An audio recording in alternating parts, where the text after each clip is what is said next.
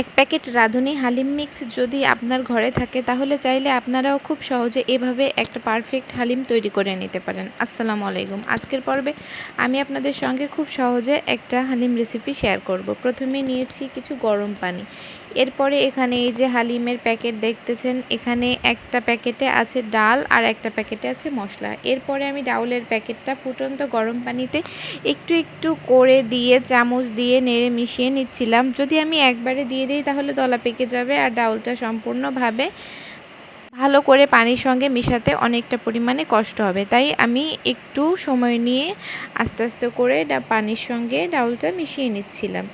এরপরে এই যে আমি একটা প্যাকেট নিয়ে নিলাম, হালিমের যে মশলাটা থাকে সেটা একটা বাটিতে ঢেলে নিচ্ছি।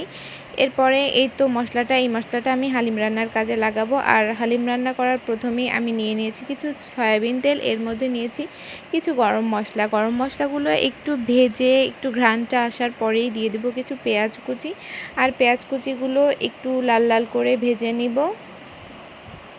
পেঁয়াজ কুচিগুলো একটু লাল লাল করে ভেজে নিলে ফ্লেভারটা খুব ভালো আসে। আর এটা একটু ভাজা হয়ে গেলে আমি এর মধ্যে প্রথমে অ্যাড করব 1 চামচ আদা বাটা দিয়ে কিছুক্ষণ নেড়ে চেড়ে একটু কাঁচা গন্ধটা যতক্ষণ না যাবে অতক্ষণ আমি একটু কষাতে থাকবো। তারপরে দিয়ে দিলাম 1 চামচ রসুন বাটা।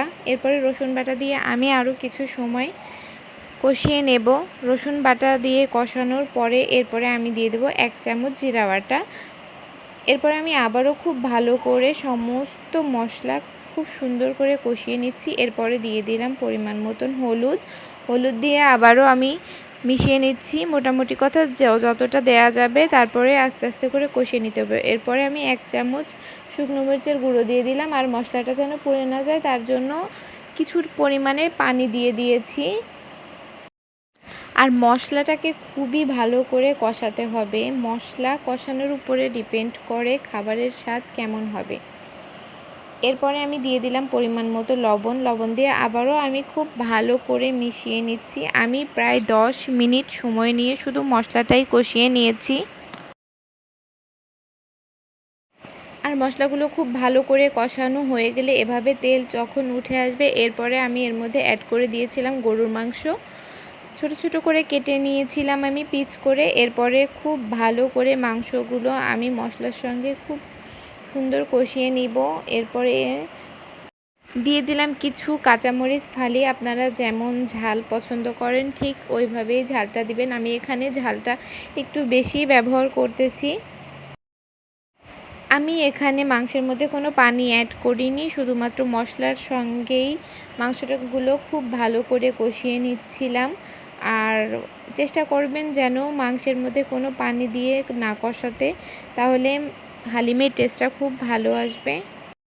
এখানে যেহেতু আমি গরুর মাংস ব্যবহার করেছি তাই আমার অনেকটা সময় নিয়ে মাংসটা রান্না করে নিতে হবে, প্রায় 80% মতন সিদ্ধ করে নিতে হবে। মাংসগুলো যখন 80% সিদ্ধ হয়ে এসেছে আর উপরে তেল ছেড়ে দিয়েছে, তারপরে আমি এর মধ্যে ঢেলে দেব আগে থেকে সেই ডাউলটা যেটা আমি করে রেখেছিলাম গরম পানি দিয়ে। আর এই ডাউলের মিক্সটা ঢালার সময় অবশ্যই সাবধানে দিতে হবে। সমস্ত কিছু এবার ভালো করে মিশিয়ে নিতে হবে। আর ডাউল দেওয়ার পরে অবশ্যই একটু কড়াইতে বারবার করে নেড়েচেড়ে মিশিয়ে নিতে হবে, না হলে নিচ দিয়ে লেগে যাওয়ার সম্ভাবনা থাকে। আর যদি লেগে যায় তাহলে একটা পোড়া পোড়া গন্ধ আসে, সেটা খেতে ভালো লাগে না। বেশ কিছু সময় ধরে আমি এইভাবে সব কিছু খুব ভালো করে কষিয়ে নিচ্ছিলাম। এরপরে কষানো হয়ে গেলে এই যে যখন এই পর্যায়ে আসবে তখন আমি এর মধ্যে অ্যাড করব গরম পানি। এখানে আমি 4 কাপের মতন গরম পানি অ্যাড করেছিলাম। আপনারা আপনাদের প্রয়োজন মতন পানি অ্যাড করে নিতে পারবেন।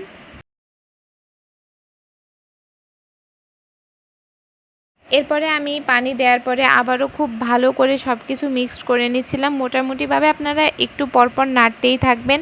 আর আগে থেকে যেই হালিমের মশলাটা আমি রেখেছিলাম সেই মশলাটা আমি দিয়ে দিচ্ছিলাম একটু একটু করে। এটা আমি প্রথমেই ব্যবহার করিনি, পরে ব্যবহার করতেছি। আর সম্পূর্ণ মশলাগুলো আমি সব কিছুর সঙ্গে মিশিয়ে নিয়েছি। আর মশলাটা পরে দিলে হালিমের টেস্টটা খুব ভালো আসে। আর আমার হালিম প্রায় তৈরি হয়ে এসেছে। আর এই শেষ পর্যায়ে আমি এর জন্য একটা বাগার দিব, সেই বাগারটা তৈরি করে নিব। আর বাগারটা তৈরি করার জন্য প্রথমে আমি একটা প্যান নিয়ে নিয়েছি, অন্য আরেকটা, তার মধ্যে দিয়ে দিয়েছি কিছু সয়াবিন তেল, এর মধ্যে দিয়ে দিলাম কিছু শুকনো মরিচ, যেটা আমি একটু ছোট ছোট করে কেটে নিয়েছি। শুকনো মরিচগুলো ভাজা হয়ে গেলে আমি এর মধ্যে অ্যাড করব কিছু রসুন কুচি আর পেঁয়াজ কুচি। আর সেটা দেওয়ার আগে দিয়ে দিলাম কিছু গোটা কাঁচ জিরা।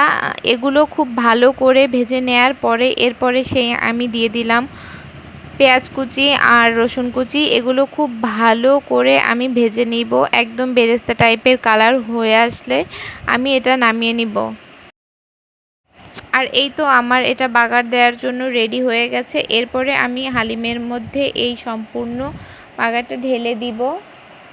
তারপরে সমস্ত মশলা হালিমের সঙ্গে খুব ভালো করে নেড়েচেড়ে মিশিয়ে নিব। আপনারা যে যেমন যতটুকুন ঘনত্ব চান হালিমের ঠিক সেইভাবে করে নেবেন। আমি এই যে এরকমটাই করে নিয়েছি, আমার কাছে মনে হচ্ছে এটাই পারফেক্ট হয়েছে। এবার আপনাদের ইচ্ছা মতন এই হালিমটা পরিবেশন করতে পারেন, যে যেমনভাবে চান, শসা কুচি, মরিচ কুচি, আদা কুচি সব কিছু দিয়ে। আর আমার এই ঝটপট হালিম রান্নাটি আপনাদের কেমন লেগেছে অবশ্যই কমেন্টে জানাবেন। ভালো লাগলে অবশ্যই লাইক, কমেন্ট এবং শেয়ার করে দিবেন। আল্লাহ হাফেজ।